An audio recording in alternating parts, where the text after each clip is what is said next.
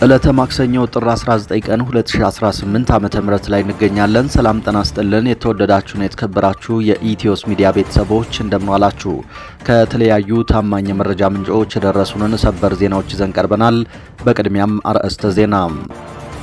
በአማራ ምድር ባገዛዙ ጦርና በፋኖ ኃይሎች መካከል የሚደረገው የፊት ለፊትና የጨበጣ ውጊያ ዛሬም ተጠናክሮ መቀጠሉ ታውቋል።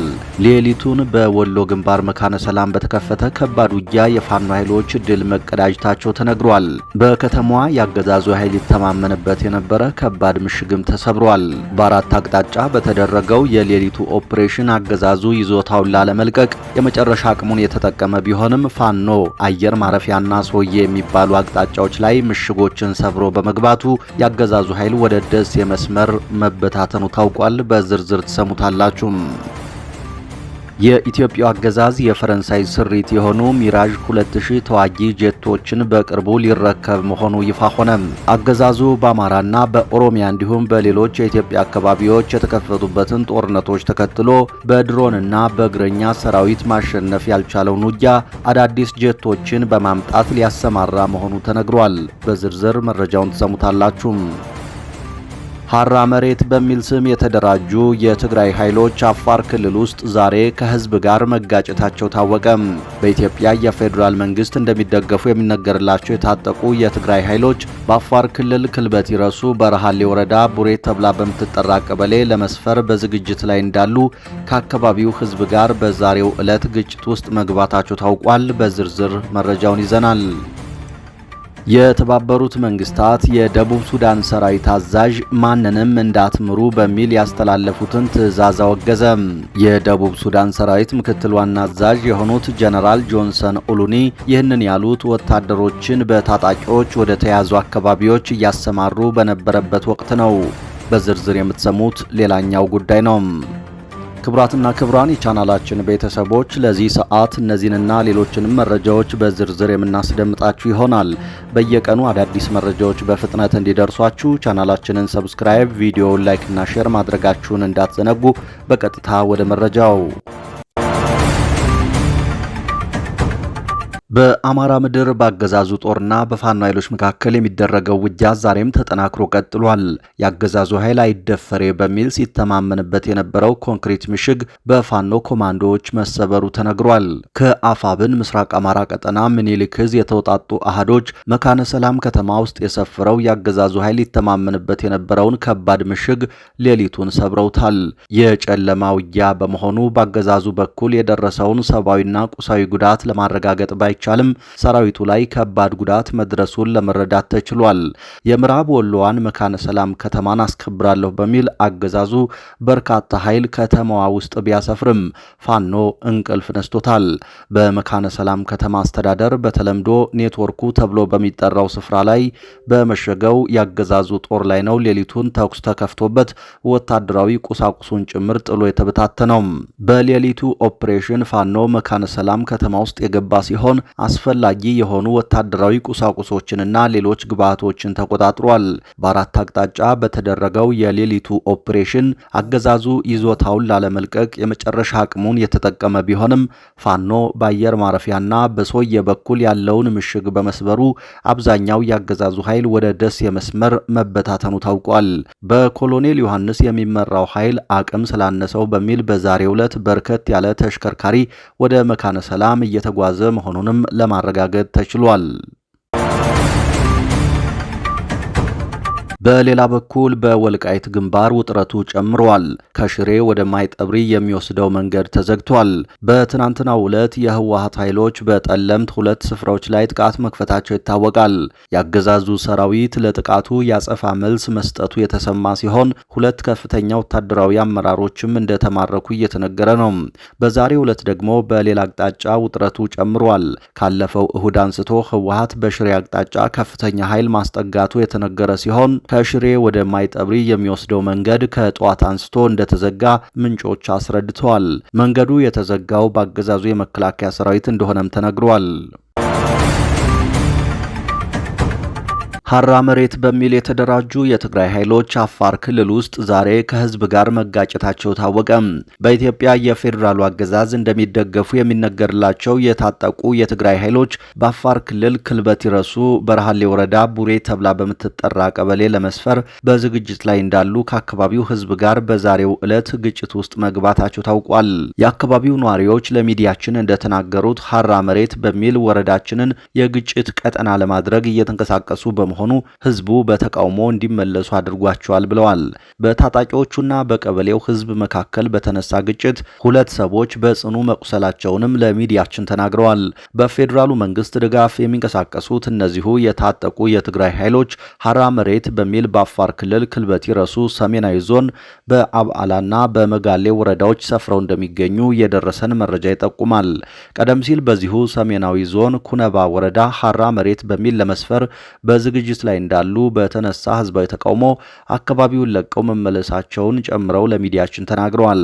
ከህወሓት የተገነጠለውና ራሱን ሀራ መሬት ብሎ የሚጠራው ኃይል በህወሓት ላይ የተቀናጀ ጥቃት ለመክፈት መዘጋጀቱን ሲገልጽ እንደነበር መረጃዎች ያሳያሉ።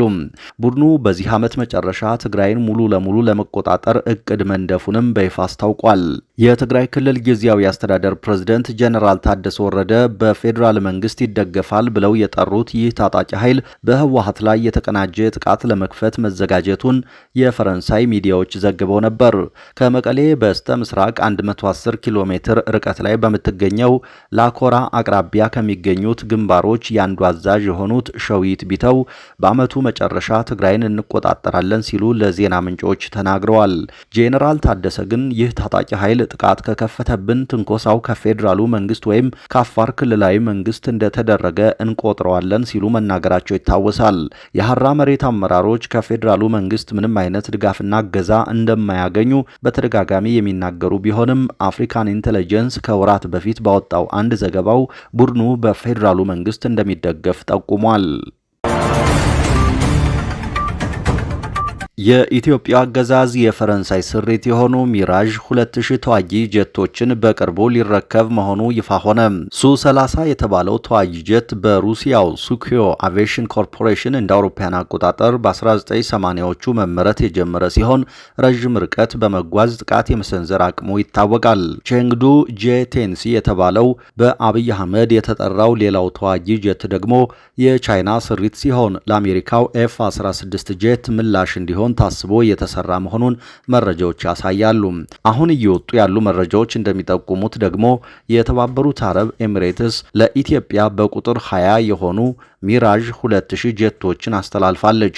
በግዙፉ የፈረንሳይ የአቪዬሽን ተቋም ደሶል የሚመረተው ይህ ጀት የአራተኛው ትውልድ ፎርዝ ጄኔሬሽን ምርት የሆነና ባለ አንድ ሞተር የደልታ ክንፍ ስሪት ያለው እንዲሁም በከፍተኛ የአየር ላይ ጥቃት ብቃት እንዳለው መረጃዎች ያሳያሉ። እንደ አውሮፓውያን አቆጣጠር በ1970ዎቹ ንድፉ ይፋ የሆነው ይህ የጦር ጀት ሚራዥ 3 የተባለውን የቀድሞ ሞዴል የተካ ሲሆን በፈረንሳይ የአየር ኃይል ውስጥ ከዛሬ 40 ዓመት በፊት ጀምሮ ጥቅም ላይ ውሏል። አሁን ላይ እንደ ብራዚል፣ ግብጽ፣ ኤምሬትስ፣ ግሪክ እና ህንድ ያሉ ሀገራት በብዛት ይህን ጀት የሚጠቀሙ ሲሆን ለኢትዮጵያ የተሰጠውም ከኤምሬትስ መሆኑን አረብ ሚሊተሪ የተባለው ገጽ ዘግቧል። የኤምሬትስ አየር ኃይል ከ30 እስከ 32 የሚደርሱ እነዚህ ሚራዥ 2000 ጀቶች እንዳሉት ዓለም አቀፍ የመረጃ ምንጮች ጠቁመው የዛሬ ዓመት ተኩል ገደማ የተወሰኑትን ለሞሮኮ በሽያጭ ማስተላለፉን ዘግበው ነበር። ኤምሬትስ እነዚህን ጀቶች ለሌሎች ሀገራት እያስተላለፈች ያለችው 80 አዳዲስ እና እጅግ ዘመናዊ የሆኑ ራፋሌ ኤርፎርስ ከፈረንሳይ በመግዛቷ መሆኑን የወታደራዊ ድረገጾች ዘግበዋል። ኢትዮጵያ እነዚህን 20 ጀቶች ካለ ክፍያ ከኤምሬትስ ማግኘቷን አንድ ከፍተኛ የመረጃ ምንጭ ለሚዲያችን አረጋግጠዋል። ሌላ አንድ ለጉዳዩ ቅርበት እንዳላቸው የሚታወቁ የመንግስት ምንጭ ግን በግዢ እንደሆነ አጭር ምላሽ ሰጥተዋል።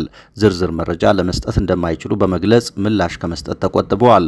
እነዚህ ሚራዥ 2000 ጀቶች ከሁለት ቀን በፊት በደብረ ዘይት በተካሄደው የአየር ላይ ትርኢት የኤምሬትስ አየር ኃይልን ቅብና ባንዲራ ለብሰው ሲሳተፉ ታይተዋል። አረብ ሚሊተሪ የተባለው ድረገጽ መረጃውን ይዞ ከወጣ ጀምሮ በርካቶች ጉዳዩን ከኢትዮጵያና ግብጽ ውጥረት ጋር አያይዘውታል። በኢትዮጵያ የአንድ ወጣት የተቆረጠ ብልት 7 ሰዓታትን በፈጀ ቀዶ ሕክምና ሊቀጠል መቻሉን የአለርት ሆስፒታል ገልጿል። ግለሰቡ በራሱ ላይ ጉዳቱን የፈጸመው ቅዳሜ ጥር 9 2018 ዓ.ም ሌሊት 6 ሰዓት ላይ እንደሆነ በአለርት ሆስፒታል የቀዶ ጥገናና ሪኮንስትራክቲቭ ክፍል ኃላፊ ዶክተር አብዱራዛቅ ተናግረዋል። በዚያው ሌሊት ወደ ጤና ተቋም እንደተወሰደ የተናገሩት ዶክተር አብዱራዛቅ ብልቱን መልሶ መግጠም ይቻል እንደሆነ ወጣቱ ካመራበት የጤና ተቋም ስልክ የተደወለላቸው እሁድ ጠዋት ላይ እንደነበር ገልጸዋል። ብልቱ የተቆረጠበትን ሰዓት በማስላት መጥቶ ቢገጠም ብልቱ ሊሰራ ይችላል ብለን ስላሰብን ውሳኔ አሳልፈን ወደ ቀዶ ሕክምናው ገባን ይላሉ። ዶክተር አብዱራዛቅ እንዳሉት የግለሰቡ ብልት ሙሉ በሙሉ ተቆርጦ ስለነበር ሆስፒታሉ እስከሚደርስ ድረስ ለ9 ሰዓታት ያህል የደም ዝውውሩ ተቋርጦ ኦክስጅን እያገኘ አልነበረም። ነገር ግን ብዙም መድማት አልነበረውም። የነበረው ህመም መጠነኛ ነበር ሲሉ ወደ ሆስፒታል ሲገባ ጤንነቱ አስጊ ሁኔታ ላይ እንዳልነበር ተናግረዋል።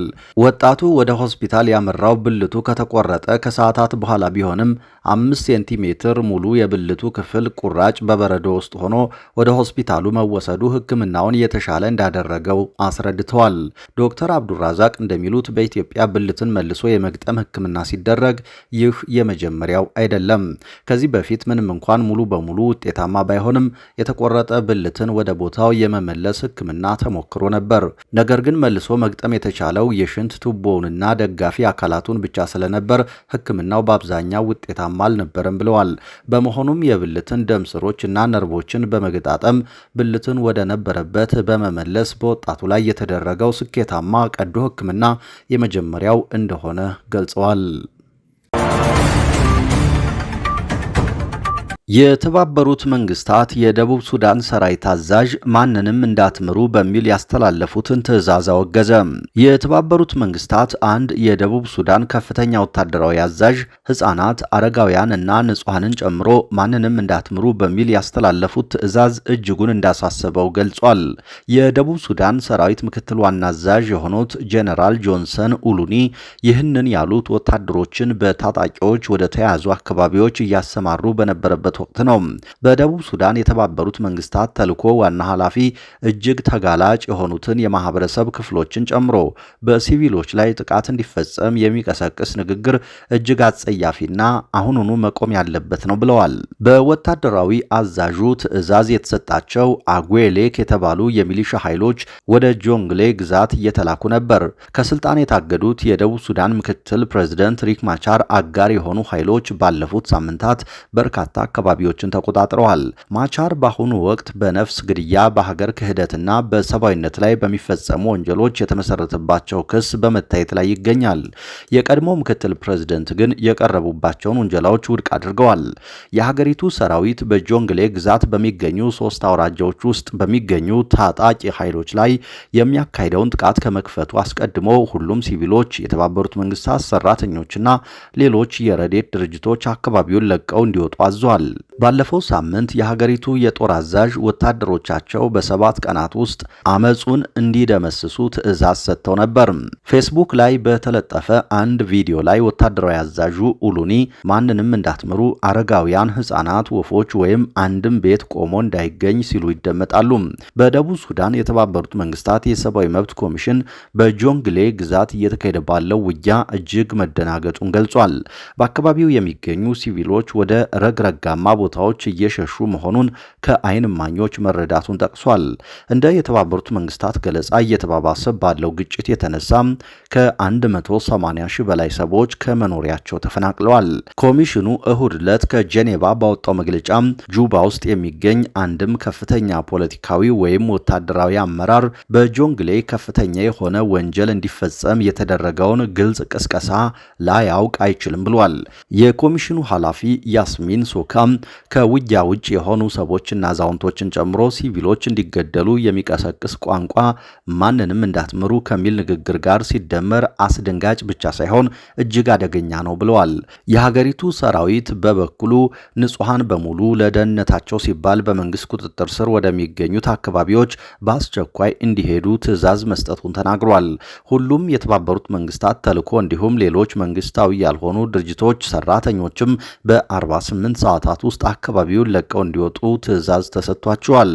የተልዕኮው ቃል አቀባይ ለዜና ወኪሉ ሮይተርስ በሰጡት አስተያየት ውጥረቱን ለማርገብ እና ግጭቶችን ለመከላከል በተሰጠን ስልጣን መሰረት አኮቦ ውስጥ የሚገኙ ሰላም አስከባሪዎቻችን በቦታቸው ይገኛሉ ብለዋል። የሀገሪቱ ጦር ግን ተቃዋሚዎቹ ዋና ከተማዋን ለማጥቃት የሚያስችል አቅም እንደሌላቸው በመግለጽ ዛቻውን አጣጥሏል። የተወደዳችሁ አድማጭ ተመልካቾቻችን ከኢትዮስ ሚዲያ ለዚህ ሰዓት ያዝናቸው አዳዲስ መረጃዎች እነዚህ ነበሩ። ከቆይታ በኋላ በሌሎች መረጃዎች ድጋሚ እንገናኛለን። እስከዛው ሰላም።